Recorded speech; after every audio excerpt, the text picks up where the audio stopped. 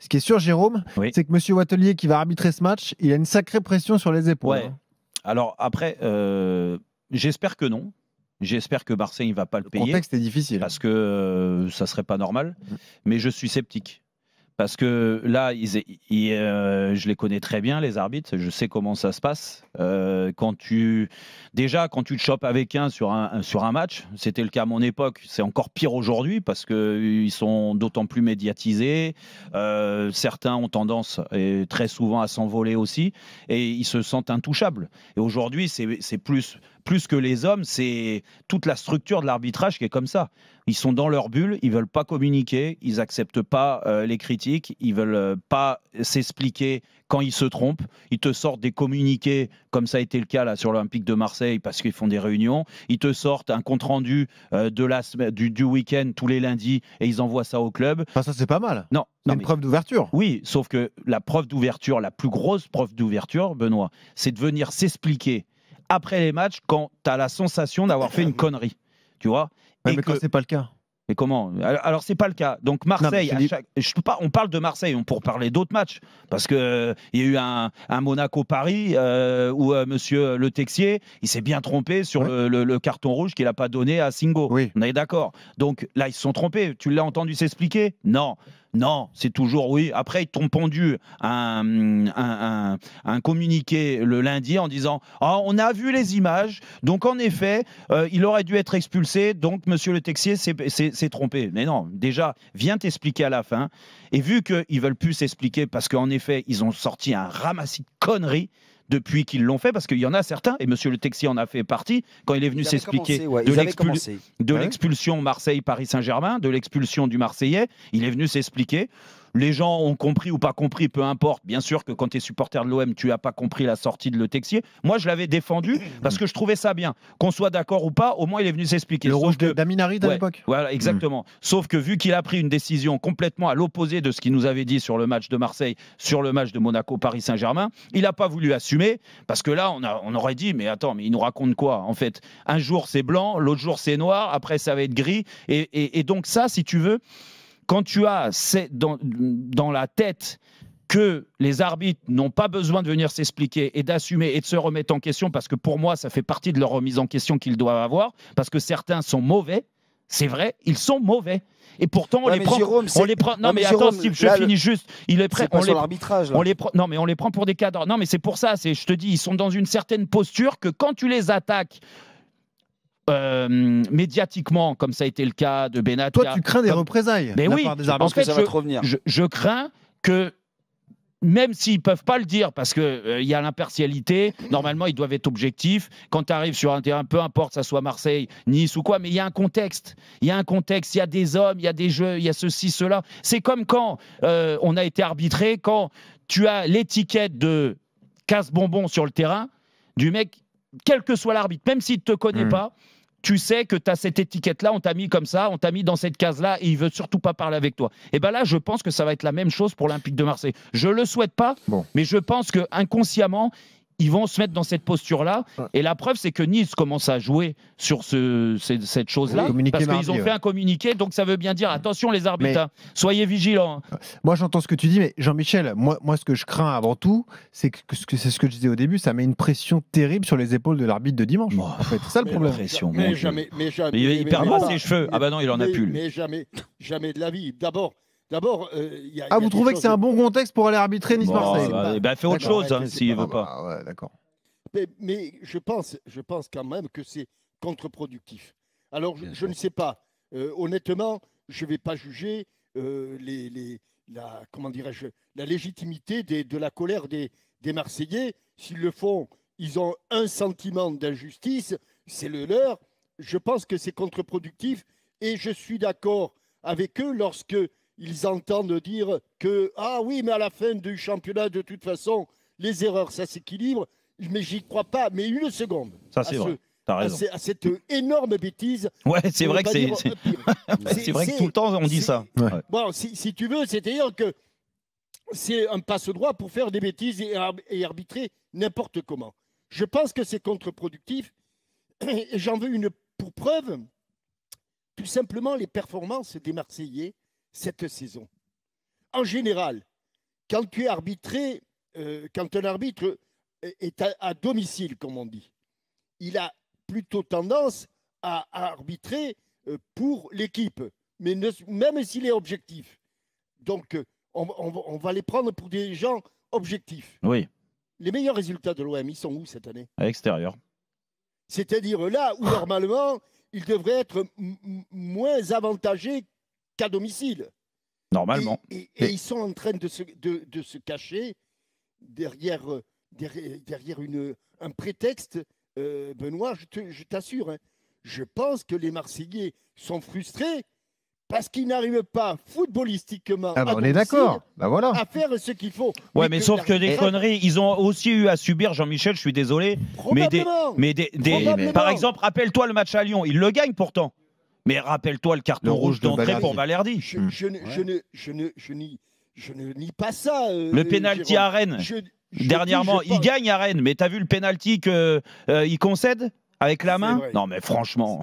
Moi, je suis désolé, hein, c'est peut-être naïf, mais j'ai pas du tout envie de croire à une espèce de cabale des arbitres face à l'OM et des mauvaises décisions à répétition, comme s'il y avait un plan sur l'OM. Je suis d'accord avec Jérôme. Je ne sais pas s'il est de leur génération ou un peu plus jeune ou un peu plus vieux, mais il y avait un garçon qui était insupportable, qui était un bon matraqueur, en dehors du terrain, comme on dit toujours, adorable. C'était Cyril Roll. Bah, j'ai joué avec lui, Cyril. Eh oui. Bon. J'ai joué avec lui. Et Cyril, il en a pris des mérités, des rouges. Il en a pris des mérités, et il en a pris des immérités parce qu'il s'appelait Cyril Roll. Parce qu'il a une réputation. Ben oui. Ouais. Et donc, tu vois, Benoît, pour répondre à ta question, ça arrive. Ouais. Ça arrive. Oui, mais là, vous me parlez des cas mais tu vois, ciblés, tu vois, pas des équipes collectivement. Quoi. C'est pareil. En fait, Jean-Michel, il a cité exactement la personne que je voulais citer par rapport à la réputation et l'influence que cette réputation peut avoir sur l'arbitrage. On va se rappeler que Cyril, c'était quand même, fin des années 90-2000. On est quand même en 2025, et moi je vais rappeler quand même un truc, c'est que je trouve inadmissible que des dirigeants en 2025 soient encore sur le bord de la pelouse. Que qui? Je sais pas, que le dirigeant... Oui, ça n'a rien à voir. Non, mais non, mais est-ce que ça part de là en fait? Parce que ça fait partie du contexte et ça met une pression aux arbitres. Exactement. D'ailleurs, justement, ils n'ont rien. Et là, je ferai un rappel. Les dirigeants, mais pareil, Olivier Létang, ils n'ont rien à foutre. Ils n'ont rien, et moi je le dis honnêtement, ils n'ont rien à foutre sur la pelouse. Ouais. Alors que le directeur sportif, c'est différent. Ça peut être différent, et encore. Mais je dis bien et encore. Donc ça déjà, sur le banc de touche déjà ça mettrait un peu moins le feu. Ça c'est vrai. Voilà. Jean-Michel, t'as raison. Alors déjà, ça mettrait un peu moins le feu dans l'arbitrage, sur le quatrième arbitre, sur le délégué, et ça mettrait moins la pression à nos entraîneurs, parce qu'à partir du moment où ils voient leur staff administratif, leurs personnes j'allais dire du club qui sont là, tout le monde se sent poussé, vous avez bien compris, et tout le monde se monte. Donc le problème, c'est que ça part aussi de là. Donc on ne peut pas reprocher à l'arbitrage de être mauvais si déjà les clubs déjà autour du terrain ne sont pas au top. Après, là, Jérôme, ce que tu disais tout à l'heure, c'est sur la répétition qu'à un moment donné, on met du focus et tu as rappelé tous ces matchs, Rennes, où il y a eu peut-être, il y a eu plein, oui, il y a eu plein. Alors tout le monde va se cacher dans le fait, oui, sur une saison, ça va s'équilibrer. Non, mais c'est pas le cas. C'est pas le cas. C'est pas le cas. C'est pas le cas. Par contre, il faut arrêter de se victimiser. Moi, j'aurais trouvé que l'OM en sortirait d'autant plus grandi en étant deuxième du classement et de se dire une communication un peu inversée en disant on est là, je dirais pas sans l'aide d'eux, mais vous voyez un petit peu ce truc-là, de se dire on n'a pas besoin de l'arbitrage. Donc continuons à faire ce qu'on fait, même si tout le temps. Oui, mais si tu le dis pas, si tu le montres pas, si tu le dis pas, en fait, ça va continuer comme ça. Alors Jérôme, il y a une différence dans ce que tu as dit. Il y a le montrer et le dire. Il y a des conférences de presse, il y a la semaine pour que les dirigeants, la partie technique puissent parler. Et après, il y a le match pour montrer les choses. Et moi, je suis désolé. Mais ils veulent pas parler. Ils veulent pas parler. Rien à faire. Alors ça, je te parle de la partie équipe. Là où maintenant, les arbitres. Le reproche, c'est les propos à chaud. Souvent, Longoria, c'était le bien sûr. Mais Steve et Benoît, pourquoi ils ont des propos à chaud? Parce que Pablo Longoria est venu nous l'expliquer il y a 15 jours, ici dans l'émission. Tu peux pas leur parler, même avant les matchs, tu peux pas leur parler. Après les matchs, tu peux pas leur parler. C'est toujours contre-productif d'avoir une attitude pareille. Mais pourquoi ces gens-là, tu ne peux pas leur parler? Expliquez-moi. Parce que, Jérôme, moi je vais te l'expliquer. Parce qu'ils sont dans une corporation qui a toujours été à part. Ils ont voulu, on s'en rappelle tous, j'allais dire un petit peu saupoudrage, de temps en temps, accéder un petit peu à la communication, à faire des débriefings. Et ils se sont rendus compte que tous les arbitres, ou en tout cas la grande majorité, ne savaient pas spécialement communiquer, ne savaient pas peut-être non plus faire leur propre auto-analyse. Donc ils se sont dit, bah tu sais quoi, on va revenir en arrière, puisque de toute façon, et eux ils se sont mis dans ce truc-là aussi, en mode défense, puisque de toute façon personne nous aime, et même quand on communique, personne nous aime, et ben vous savez quoi, on va continuer. Mais Steve, tu es d'accord avec moi que c'est la rançon de la gloire? Parce qu'ils je suis d'accord avec toi, Jérôme. Ils ont demandé, et moi, on l'a vécu quand on était joueur. Alors, pas Jean-Michel, mais nous, on l'a vécu, Steve. Ils sont devenus des arbitres professionnels. D'accord? Et avant, ils avaient tous un boulot à côté. Jérôme, on pouvait parler avec les arbitres, et à l'époque de Jean-Michel, j'en suis sûr qu'il y avait de meilleures communications avec les arbitres. Mais ça, déjà, parce que moi, je vais te dire ce que je ressens, et c'est normal. Et tant mieux pour eux. Tant mieux pour eux, ils en ont profité. Vu qu'ils se sont professionnalisés, les salaires ont été multipliés par temps. En effet, ils gagnent pour certains les meilleurs, les cadors, ceux qu'on dit. Les salaires ont été inventés parce qu'avant ils n'étaient pas salariés. Voilà, ils n'étaient pas salariés, ils prenaient des primes pour aller arbitrer les matchs. Bien, Jérôme. Maintenant, ils ont un salaire, ils ont des grosses primes pour aller. On a un intervenant qui aujourd'hui dans le football moderne et dans le football professionnel, un intervenant qu'on ne cite jamais, qui a une grosse responsabilité sur l'arbitrage, c'est le diffuseur. Le diffuseur pourrait exiger, je dis bien exiger, une conférence de presse d'après-match. Il pourrait très bien l'estimer. Non, tu n'as aucun pouvoir sur les arbitres. Mais pourquoi alors tu exiges une conférence de presse de tes coachs? Non, mais ça n'a rien à voir. Pourquoi ça n'a rien à voir? Les arbitres sont gérés par la fédération, ça n'a rien à voir. Eh ben tu peux le mettre dans le cahier des charges. Tu peux très bien dire, toi en tant que... Sauf qu'ils voudront pas. Mais c'est pour ça. J'achète la Ligue 1 en disant, moi je veux le rendre plus joli, je veux le rendre plus agréable, plus digital, plus dans la communication. Je pourrais très bien dire, à chaque match... Pas plus qu'il a le droit d'exiger que la sonorisation des arbitres s'il n'a pas le feu vert de l'UEFA ou de la FIFA. Et c'est la fédération qui gère les arbitres en France. Mais ce qui est certain, c'est que dans cette corporation, puisque vous l'appelez comme ça, des arbitres, qui a énormément changé, et les arbitres aujourd'hui se permettent des choses que les joueurs ne se permettraient pas. Mais oui, exactement. C'est vrai, tu as raison, Jean-Michel. Mais vous vous rappelez quand même, il y a prescription, mais vous vous rappelez quand même d'un arbitre que je connais bien, qui a eu des responsabilités même, de l'arbitre qui exigeait à la mi-temps, qui s'était mis en colère, parce qu'il n'avait pas 3 maillots dédicacés, précisément, de l'Olympique à Marseille dans son vestiaire. Je ne dis pas, il a eu le mien, alors je ne vais pas le critiquer. Certes, il y a eu une suspension, mais ça peut pas exister. Est-ce que vous voyez un joueur d'une équipe aller exiger de l'autre côté la même chose? Non, mais... tu sais, on a bien vu un arbitre aussi aller tacler un joueur. Hein. Oui. Parce qu'il s'était fait bousculer. Après, rappelle-toi de Chaperon. Hein. C'est toujours des cibles faciles, les arbitres aussi. Non, juste parce qu'on aura Thomas qui est arbitre qui va intervenir dans un instant. Vas-y, Jérôme. Et encore une fois, il ne faut pas mettre tout le monde dans le même panier. C'est un peu la cible facile. J'imagine que Thomas est un arbitre.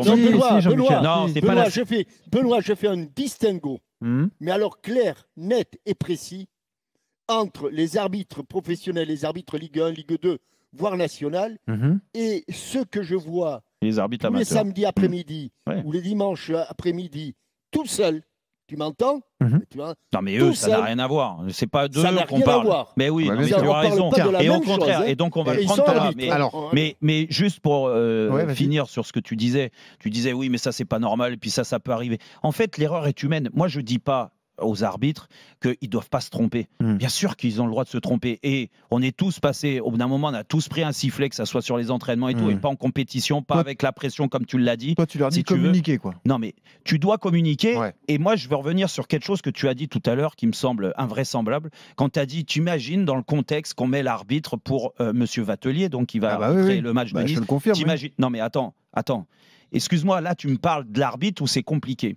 Tu crois qu'un joueur de football, quel que soit le niveau en Ligue 1, quand il joue des gros matchs, D'accord? Il y a une pression qui est particulière, Benoît. Ouais. D'accord. Donc, quand tu joues un Paris-Marseille et que tu es à Marseille ou à Paris, c'est une pression qui ressemble à des matchs de Ligue des Champions comme le PSG a eu. Mais toi, t'es en Lille équipe, lui, il est tout seul. Non. Quand tu es sur le terrain, quand tu es sur... déjà, ils sont 6. Et quand tu es sur le terrain, je peux te dire, quand tu n'es pas bon, t'as beau avoir une équipe autour de toi, c'est toi qu'on va viser. Quand tu tires des coups de pied arrêtés, comme c'était mon cas, tu as des responsabilités individuelles, pas collectives. C'est-à-dire que quand tu tires un corner, c'est pas la faute du. Encore une fois, tu fais l'erreur de vous opposer. Non, alors que mais je ne m'oppose pas. Au contraire, je te dis, ils vivent la même chose en termes de pression que les joueurs sur des gros matchs. Moi, je te dis que la pression est renforcée avec tout ce qui s'est passé cette semaine. Tu crois que le joueur de Nice qui va jouer Marseille à domicile, on connaît la rivalité entre Nice et Marseille, qui vient de perdre, qui a été ridicule hier en Coupe d'Europe, tu crois que la pression n'est pas particulière sur ce match-là? Je pense qu'elle est moins forte sur lui que sur les épaules de l'arbitre. Mais dans ces cas-là, s'il n'est pas prêt à mais c'est pas qu'il soit prêt ou pas, c'est que le contexte de son travail est complètement différent. Je te dis que peu importe la pression, il faut arrêter de voir une pression négative. C'est une pression positive. Est-ce que M. Vatelier n'est pas capable de se mettre dans la peau? Il y a beaucoup de pression, mais je vais vous dire, messieurs, je vais faire un grand match, je ne vais pas faire d'erreur, et ça voilà. Mais il n'y en a pas beaucoup qui sont capables de faire ça. Jean-Michel, Roberto De Zerbi a répondu au communiqué publié par Nice. Il a dit: nous, on veut rien, Nice peut être tranquille, on veut pas de cadeaux, absolument pas. Si on l'emporte sur le terrain, ce sera grâce à nous. Si on perd, on serre la main à ceux qui l'emportent. Je n'ai pas l'habitude de parler des arbitres. Si vous regardez mes conférences de presse sur les 11 dernières années, vous verrez que je parle très, très rarement des arbitres. Vas-y, Jean-Michel, juste avant qu'on prenne Thomas, s'il te plaît. Juste, pose-toi la question, pourquoi les mêmes arbitres sont souvent, très souvent, bien meilleurs lorsqu'ils arbitrent un match de Coupe d'Europe que lorsqu'ils arbitrent leur match de championnat? Ça, Benoît, ils s'en foutent. Parce que c'est une histoire de contexte aussi. Parce que c'est une histoire de contexte aussi. Parce qu'ils sont peut-être plus respectés par les joueurs qu'ils arbitrent à ce moment-là. Entre l'AS Saint-Etienne, la JOCR et l'AS Saint-Etienne, il y a plus de pression qu'un match de Ligue des Champions entre le Real Madrid et l'Inter de Milan. Tu sais quoi, parlons-en avec Thomas qui est arbitre et qui est supporter de l'AS Saint-Etienne d'ailleurs. Salut Thomas. Salut Thomas. Bonsoir. Bienvenue Thomas. Bienvenue dans Retour sans flamme. Un plaisir. Viens m'aider dans mon combat, Thomas, s'il te plaît. Un plaisir de t'entendre. Alors, écoute, vu que tu es arbitre, qu'est-ce que tu penses de notre débat? Alors déjà, c'est arbitre, comme vous l'avez très bien dit à la fin. Merci. C'est compliqué, c'est pas facile. Première chose. Mais c'est passionnant. Voilà, ça c'est une chose incroyable. Ouais. Deuxième chose, je suis désolé, Jérôme, et j'ai joué avec toi sur un tournoi avec Lamar. Et je tiens à dire, là, tu m'as pas facilité la tâche pour samedi et dimanche. Parce que je vais encore avoir des papas qui vont me dire: oh, mais on sait, on a entendu Jérôme, les arbitres, vous écoutez personne. D'abord, vous croyez toujours au-dessus de tout le monde. C'est vrai, je vais pas te dire que tous, on est bien et tous, on est mal. Mais de dire des choses comme ça à l'antenne, ça, les gens, ils t'écoutent. Et tu sais que beaucoup de monde t'écoute dans le football. Et on entend ces choses-là après. On entend qu'on... C'est vrai, il y a une répercussion. Alors Thomas, voilà. Tu as raison de me le dire et je le prends. Pour moi, il n'y a pas de souci. Il y a des répercussions pour vous et j'en suis désolé. Mais moi, je me dois aussi, par rapport à mon expérience du terrain et l'expérience de Steve et l'expérience de Jean-Michel, la preuve, c'est qu'ils ne m'ont pas contredit parce qu'ils ont vécu la même chose. Ce que je veux dire, c'est que nous, on est obligé de dire certaines choses sur l'attitude de certains arbitres. Parce que si... Je suis d'accord. Mais c'est ce que je te disais. Tu disais les arbitres. Non, parce que Thomas, je vais te dire, parce que le problème de l'arbitrage professionnel, je ne te parle pas de l'arbitrage amateur, voilà. C'est pour ça qu'il faut bien dissocier, comme l'a très bien dit Jean-Michel. L'arbitrage professionnel est représenté malheureusement par 3 ou 4 arbitres. C'est toujours les mêmes qu'on voit. Toujours les mêmes. Par contre, celui qui ne fait pas de bruit, on ne le voit jamais. Oui, mais ça, c'est pas normal, Thomas. Thomas, tu arbitres ce week-end? J'arbitre samedi et dimanche, oui, et je tiens à saluer le corps arbitral du 92, Eric et Pierre, que j'embrasse. Qu'est-ce que tu arbitres comme match, les meilleurs, Thomas? mais on les embrasse. Qu'est-ce que tu arbitres comme match, Thomas? J'arbitre U16B1 et j'arbitre, parce que ma femme travaille le dimanche après-midi, j'arbitre même du D1 dimanche matin, ouais. D'accord, voilà, la passion. Il faut faire beaucoup de social, le vétéran D1.